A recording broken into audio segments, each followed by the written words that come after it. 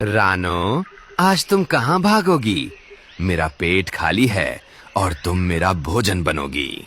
टुन्नू जी, हमें एक पल भी यहाँ नहीं रुकना चाहिए। ये दुष्ट बिल्ला ऊपर आ रहा है और आप तो जानते ही हैं कि ये कितना क्रूर है। हमें तुरंत यहाँ से उड़ना होगा, वरना ये न केवल हमें बल्कि हमारे प्यारे बच्चों, गुड़िया और कुकू को भी खा जाएगा। जल्दी कीजिए। रानो और टुन्नू अपने बच्चों को लेकर उड़ गए। टुन्नू जुरा बहुत बीमार और कमजोर थे। वो ठीक से उड़ नहीं पा रहे थे। रानो, मेरे पंखों में अब जान नहीं बची। हमें कहीं छिपना होगा। पिताजी, मुझे डर लग रहा है। क्या हम कभी अपना घर नहीं बना पाएंगे?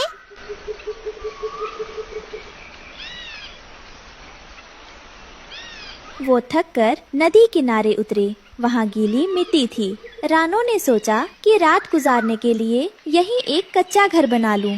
मेरे प्यारे बच्चों, आप बिल्कुल चिंता ना करें। अभी आप पिताजी का ख्याल रखो और उन्हें दिलासा दो। मैं जल्दी से कुछ मिट्टी जमा करती हूँ ताकि हम रात को किसी तरह सुरक्षित रह सकें। एक मजबूत घर बनाना जरूरी है, नहीं तो इस तूफान में और बिल्लू के डर से हम रात गुजार नहीं पाएंगे। थोड़ा हौसला रखो।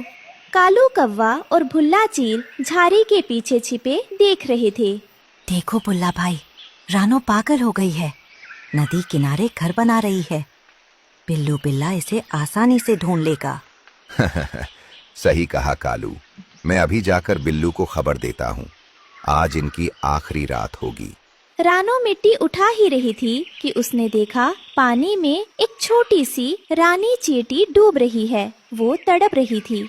बचाओ, कोई मेरी मदद करो, मैं बह जाऊंगी।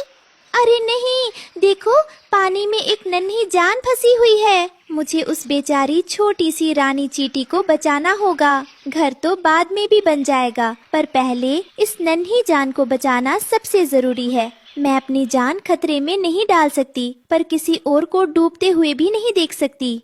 रानो ने एक सूखा पत्ता पानी में फेंका और रानी चींटी को उस पर चढ़ाकर बाहर निकाल लाई। रानी चींटी की जान बच गई।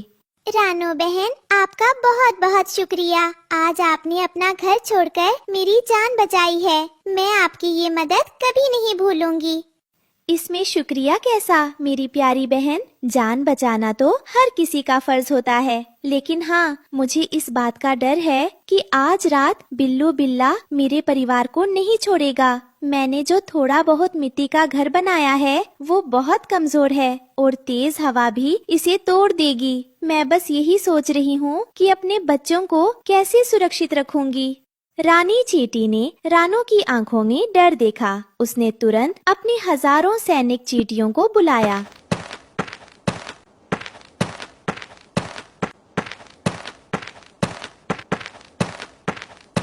मेरी सेना, रानो बहन ने मेरी जान बचाई है। आज हम इनके लिए ऐसा घर बनाएंगे जिसे कोई बिल्ला या चील नहीं तोड़ पाएगा। हम अपनी विशेष लाल मिट्टी का इस्तेमाल करेंगे। देखते ही देखते हजारों चींटियां काम पर लग गईं। रानो और टुन्नू हैरान होकर देख रहे थे। चींटियां अपनी लार और लाल मिट्टी मिलाकर एक दीवार खड़ी कर रही थीं, जो सूखने पर पत्थर जैसी सख्त हो जाती है। रानो, ये तो चमत्कार है। इतना मजबूत घर तो मैंने आज तक नहीं देखा। माँ, ये घर तो किले जैसा लग रहा है। उधर कालू कौवा बिल्लू बिल्ला को रास्ता दिखा रहा था। कालू, अगर आज शिकार नहीं मिला तो मैं तुझे ही खा जाऊंगा। डरिए मत बिल्लू भाई। रानो नदी किनारे बैठी है। उसका कच्चा घर आपके एक पंजे से टूट जाएगा। बिल्लू बिल्ला रानो के नए घर के पास पहुंचा। उसे लगा ये साधारण मिट्टी है। रानो और बच्चे अंदर डर के मारे दुबके हुए थे। म्याऊ, रानो बाहर निकलो, वरना मैं इस घर को तोड़कर अंदर आ जाऊंगा। रानो ने अंदर से दरवाजा बंद कर लिया। बिल्लू बिल्ला ने पूरी ताकत से घर की दीवार पर पंजा मारा। ठराम! लेकिन दीवार नहीं टूटी, उल्टा बिल्लू के नाखून मुड़ गए। म्याऊ, ओई माँ, ये मिट्टी है या लोहा? मेरे पंजे दुख गए। बिल्लू ने फिर सिर से टक्कर मारी, लेकिन उसे ही चोट लगी। तभी रानी चींटी ने इशारा किया और हजारों चींटियों ने बिल्लू की पूंछ पर काटना शुरू कर दिया।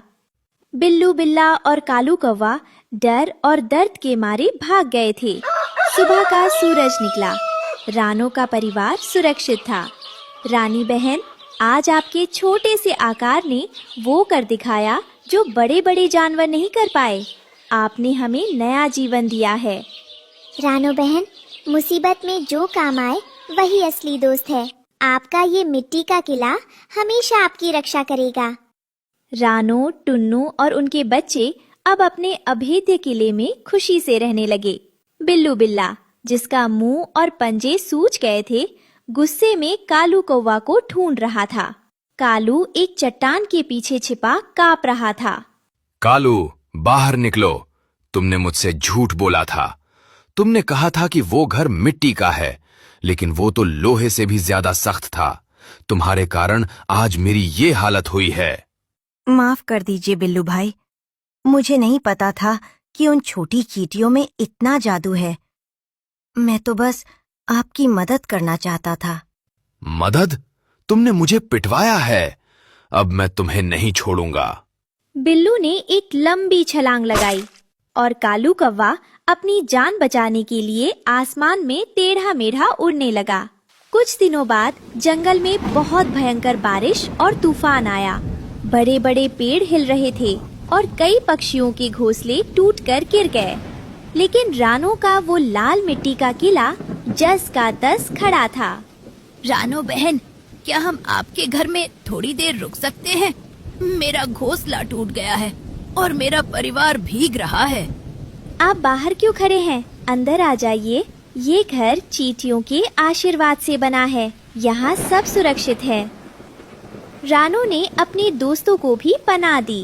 अंदर गुड़िया और कुकू गरम और सूखे थे। देखा रानो, एक छोटे से नेक काम ने आज हमें और हमारे दोस्तों को इस तूफान से बचा लिया। सच है, नेकी कभी बेकार नहीं जाती। इस कहानी से हमें सीख मिलती है कि किसी को छोटा समझकर कमजोर नहीं समझना चाहिए।